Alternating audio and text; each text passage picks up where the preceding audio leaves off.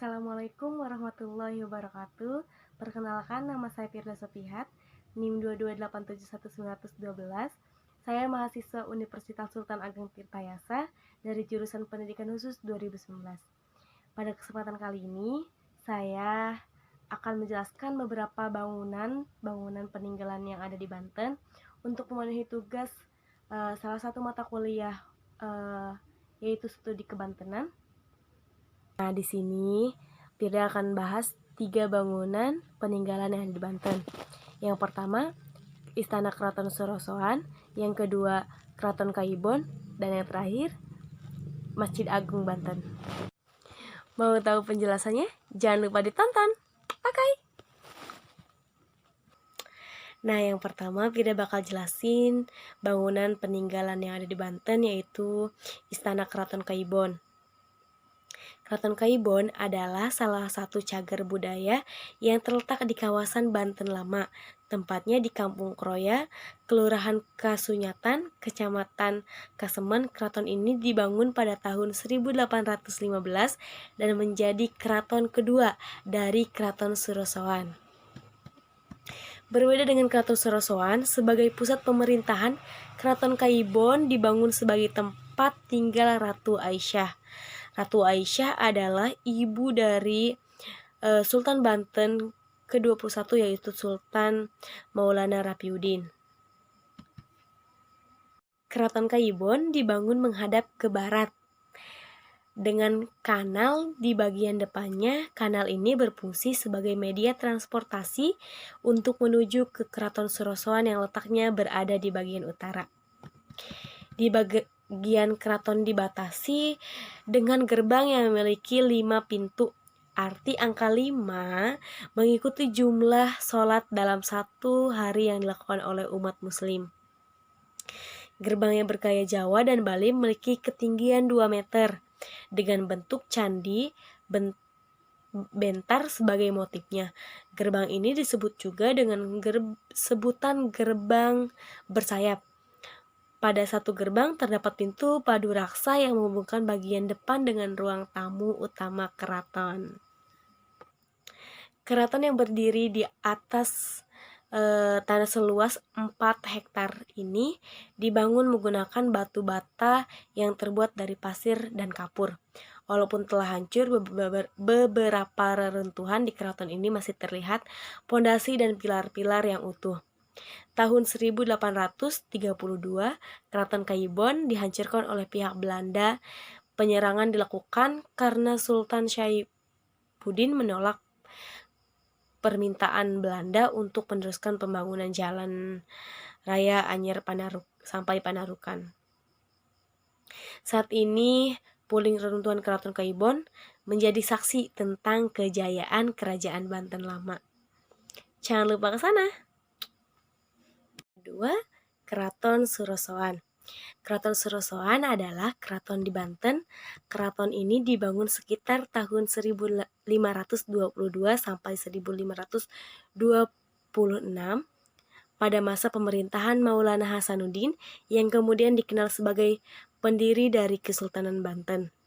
Selanjutnya, pada masa penguasaan Banten berikutnya, bangunan keraton ini ditingkatkan, bahkan konon juga melibatkan ahli bangunan asal Belanda yaitu Hendrik Lucas Cardel, seorang arsitek berkebangsaan Belanda yang memeluk Islam bergelar Pangeran Wiraguna.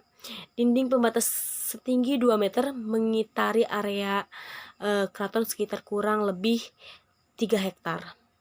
Sorosoan mirip dengan benteng Belanda yang kokoh dengan bastion sudut benteng yang berbentuk intan di 4 sudut bangunan, sehingga pada masa jayanya Banten juga disebut dengan Kota Intan. Keraton Sorosoan ini memiliki 3 gerbang masuk, masing-masing terletak di sisi utara, timur, dan selatan. Namun pintu selatan telah ditutup dengan tembok, tidak diketahui apa sebabnya. Yang terakhir yang kita akan bahas yaitu bangunan yang ada di Banten, peninggalan sejarah zaman dahulu, tapi sampai sekarang makin bagus dan banyak banget pengunjung yang datang ke sana. Karena letaknya tidak terlalu jauh, tetap masih ada di Banten, yaitu namanya Masjid Agung Banten.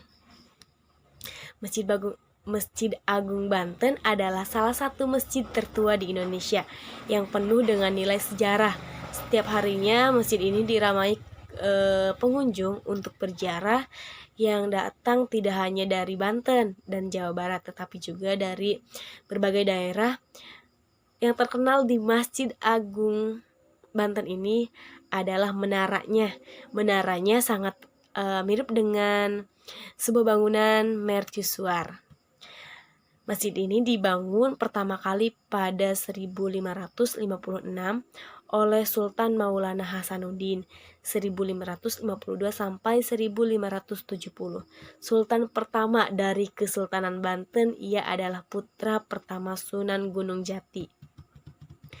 Masjid Agung Banten terletak di Desa Banten Lama, tempatnya di Desa Banten, sekitar 10 km sebelah utara Kota Serang, dekat banget dengan Kota Serang.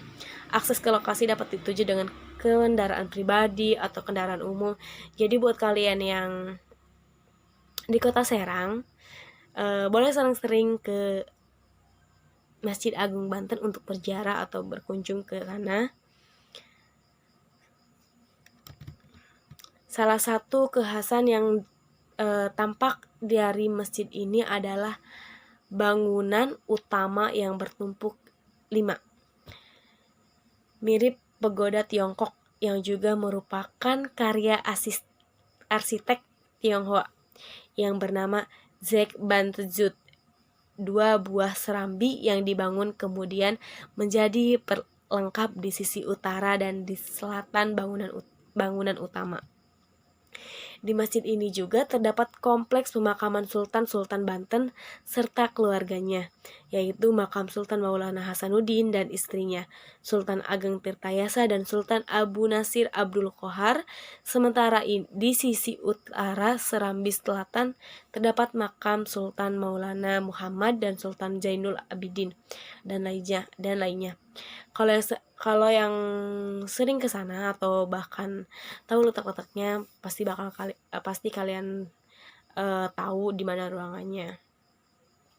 Masjid Agung Banten juga memiliki paviliun tambahan yang terletak di sisi selatan bangunan ini. Masjid ini paviliun 2 lantai dinamakan Tiamah, berbentuk persegi panjang dengan gaya arsitektur Belanda kuno.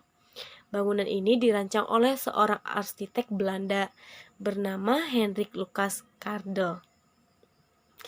Menara yang menjadi ciri khas Masjid Banten terletak di sebelah timur masjid. Menara ini terbuat dari batu bata dengan ketinggian kurang lebih 24 meter, diameter bagian bawahnya kurang lebih 10 meter. Semua berita Belanda tentang Banten hampir selalu menyebutkan menara tersebut, membuktikan menara itu selalu menarik perhatian pengunjung kota Banten masa lampau. Untuk mencapai ujung menara ada 83 buah anak tangga yang harus ditapaki dan melewati lorong yang hanya dilewati oleh 1 orang. Pandangan ini di sekitar masjid dan perairan lepas pantai dapat dilihat di atas menara karena jarak antara menara dengan laut yang sekitar 1,5 km.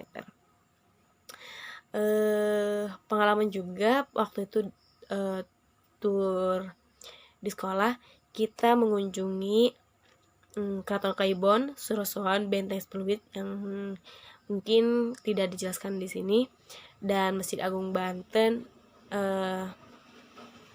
yang utama itu penjarahan tadi.